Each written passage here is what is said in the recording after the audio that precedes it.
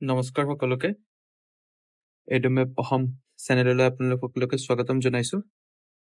আজি আমি এডুমেপ চেনেলত মূলতঃ অসম হিষ্ট্ৰীৰ বিষয়ে পঢ়িম আৰু অসম হিষ্ট্ৰীৰ জৰিয়তে এই চেনেলটোৰ আৰম্ভণি কৰিব বিচাৰিছো এই চেনেলটোত আপোনালোকে অসম হিষ্ট্ৰীৰ লগত জড়িত আটাইখিনি গুৰুত্বপূৰ্ণ কনসেপ্ট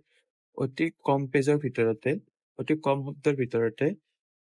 পঢ়িবলৈ পাব আৰু তাৰ লগে লগে এই চেনেলটোত আপোনালোকে যিবিলাক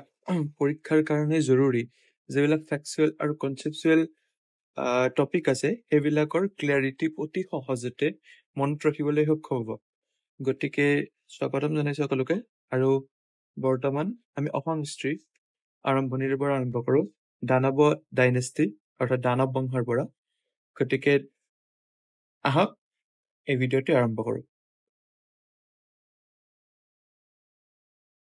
দানৱ ডাইনেষ্টিৰ বিষয়ে যদি আমি পঢ়িবলৈ যাওঁ তেতিয়াহ'লে মূলতঃ ইয়াৰ আমি যিটো সোৰ্স অৰ্থাৎ যিটো উৎস সেই উৎসটো আমি দুখন গ্ৰন্থৰ জৰিয়তে আমি জানিবলৈ পাৰোঁ সেই দুখন গ্ৰন্থ কি সেই দুখন গ্ৰন্থ হৈছে প্ৰথমখন গ্ৰন্থৰ নাম হৈছে কালিকা পুৰাণ আৰু দ্বিতীয়খন গ্ৰন্থৰ নাম হৈছে যোগিনী তন্ত্ৰ কালিকা পুৰাণ আৰু যোগিনী তন্ত্ৰ এই কিতাপ দুখন এই দুখন গ্ৰন্থ আছে বা পৌৰাণিক যি স্ক্ৰিপচাৰ আমাৰ সেই গ্ৰন্থ দুখন আমাৰ কাৰণে অৰ্থাৎ এই APSC বা অসম বিষয়ক যিকোনো পৰীক্ষাৰ কাৰণে অতিকৈ জৰুৰী আমি অনাগত সময়তো এই গ্ৰন্থ দুখনৰ নাম পঢ়িবলৈ পাম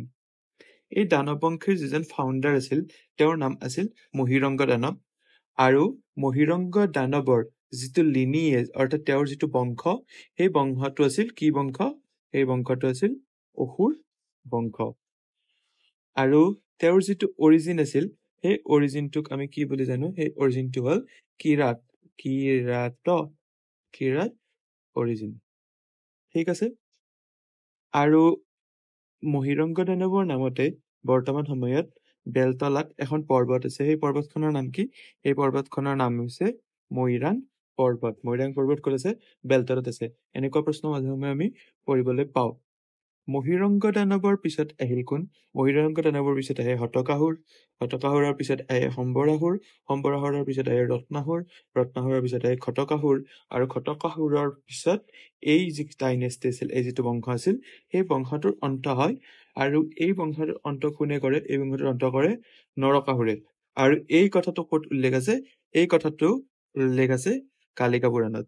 পুনৰবাৰ আমি কালিকা পুৰাণৰ নাম পালো আৰু এই যিটো দানৱ বংশ এই দানৱ বংশৰ মহিৰংগ দানৱৰ লগত জড়িত যদি প্ৰশ্ন আহে কিবা আহিব পাৰে বাকী কেইজনৰ লগত জড়িত তেনেকুৱা কোনো ধৰণৰ প্ৰশ্ন নাহে কাৰণ তেওঁলোকৰ বিৰুদ্ধে তেওঁলোকৰ বিষয়ে তেনেকুৱা ধৰণৰ কোনো উৎস পাবলৈকে নাই তথাপি এই দানৱৰ যি বংশ আছে এই দানৱ বংশৰ যি প্ৰথম 5জন ৰজা সেইকেইটা ক্ৰনলজিকেল অৰ্ডাৰটো আমি মনত ৰখাটো দৰকাৰ গতিকে এইটো মনত কেনেকে ৰাখিব এইটো মনত ৰাখিব কাৰণে ম হ হ ৰ ঘ অৰ্থাৎ মহাসৰগ এইটোক আমি যদি সিম্পলিফাই কৰো তেনেহ'লে লিখিব পাৰিম মহাসৰগ মানে মহাস্বৰ্গ মনত ৰাখক দানৱ বংশৰ স্বৰ্গত যুদ্ধ কৰিছিল নহয় যিসকল দেৱতা আছে আমি সৰুৰ পৰা দেখি আহিছো অসুৰ আৰু দেৱতাৰ কাজিয়া গতিকে মহাসৰগ হয় আচলতে কিন্তু এইটো মনত ৰাখিবৰ কাৰণে আপোনালোকে মনত ৰাখিব পাৰিব মহাসৰগ হিচাপে আৰু শেষ কোনে কৰিছিল শেষ কৰা ৰজাজনৰ নাম মনত ৰাখিব তেওঁৰ নাম আছিল নৰকাসুৰ এজন অসমৰ যি ইতিহাস আছে ইতিহাসত এজন অতি গুৰুত্বপূৰ্ণ ৰজা ঠিক আছে